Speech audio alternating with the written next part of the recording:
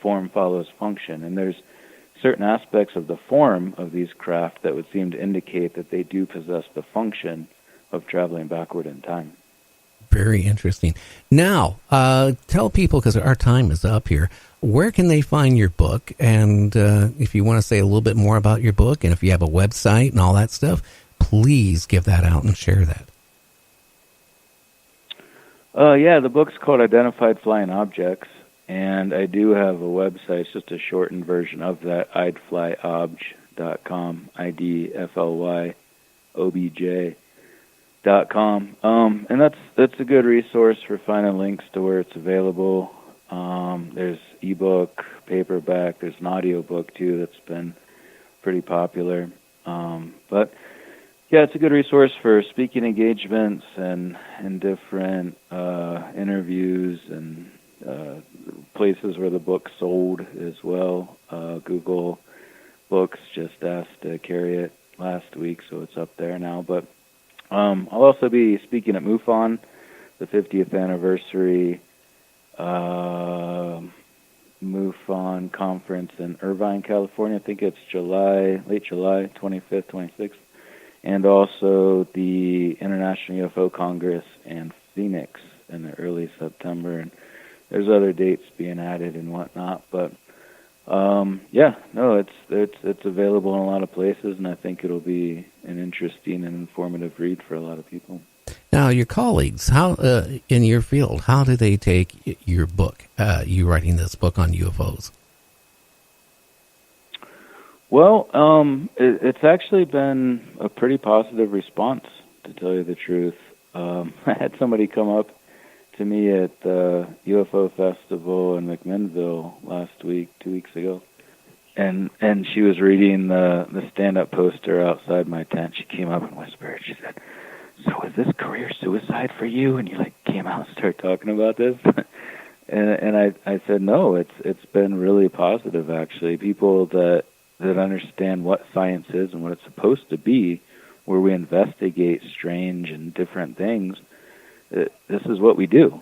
So, and I think true scientists realize that. They understand that this is what it's always been. The ones that are more skeptical or just try to ignore it, I think, are doing a disservice to the scientific process. But I've been very happy with the response. I think it's been overwhelmingly positive. Now, if any of the listeners want to get a hold of you, maybe they want to share their experience with you, can they do that off of your website? Yeah, that's definitely the best place to do it. Again, that's idflyobj.com, idflyobj.com, and there's a contact page, and that sends me a direct shot to an email that's specifically designated for those types of things. So I really enjoy getting contacts and that, and interacting with people and hearing what they have to contribute. Because this whole thing is, like I've always said, it's an evolving project. I don't claim to know everything. I'm putting a couple pieces into the puzzle and trying to start a broader conversation among people that have been scared to talk about these things for a long time. So it's great to see them talking about it and putting more of those pieces of the puzzle. Well, I can honestly tell you, back when I first started broadcasting, when people would talk about UFOs and sightings of UFOs, they didn't want to talk too much about it. And they were scared even to let anybody know who they were because, let's face it, in the 80s, 90s, if you started saying, well, I saw a UFO, people would kind of take a couple steps away from you. And then, behind your back, they go, ooh, to you. And that has changed. I mean, I will say this before we go. I had a police sergeant from Portland, Oregon, was going to come on my show, but he's close to retiring. And he figured, no, I better not. But he claimed here last year, he was up by Tillamook, Oregon, and him, his wife, and I guess kids were camping. And he claimed that him and his wife were, on this dirt road, and he noticed 2 or so aliens walking, down the road.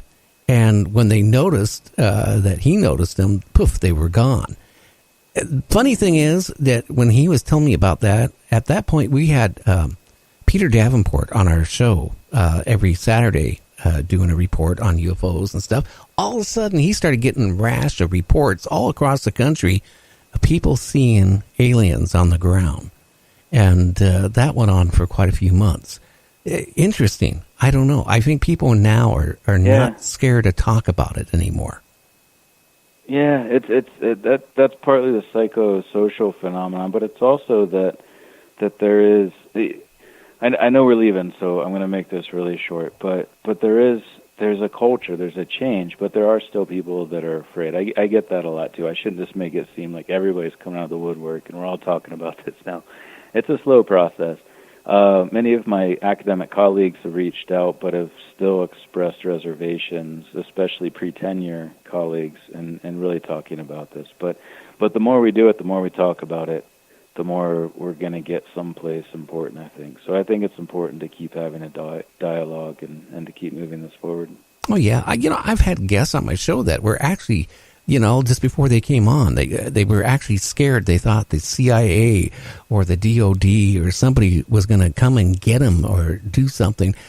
And they were terrified. And I said, you know what? Maybe 20 years ago, you might had some strange things maybe go on, But nowadays, I've been talking about it for 2 years on my show. And you know what? I have not had any problems. None. No, these are changing times. These are exciting times too. Just seeing everything coming out in the media, it's been great. I hope it continues. As long as it doesn't happen like that old radio play, War of the Worlds.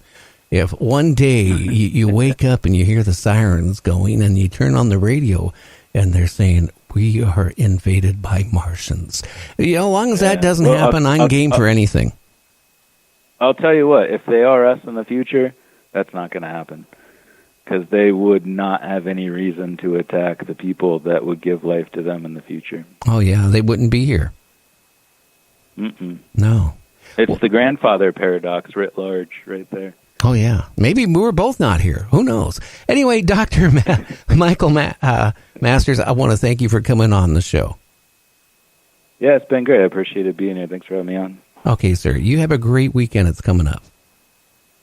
All right. Likewise, you too. Okay, you take care. Well, anyway, interesting conversation with Dr. Michael Masters. I just keep thinking about on June 7th, we're going to have our normal guests. We're going to be, for 2 hours talking about UFOs and aliens. But the last hour of the show on the 7th, you can call in and, tell us a scary story. Maybe you were abducted by aliens. Or maybe your ex-mother-in-law. I don't know. But you can call up and, talk about scary things. Maybe your house has poltergeists, and I don't know. But, everybody calls in that night between 9 and 10 p.m. Pacific West Coast time. You're going to get a free book. And I'm even going to pay the shipping to you. And I got 2 years worth of books. I get books every day in the mail. So I got stacks of books, and I plan here in the next couple months to get rid of them. And the best place to do it is to my listeners. So, tune in this coming June 7th. Call in the last hour of the show. Tell us your scary stories. Anyway, I'm going to get out of here. We'll be back tomorrow. Everybody, have a great one, and we'll talk to you later. You are all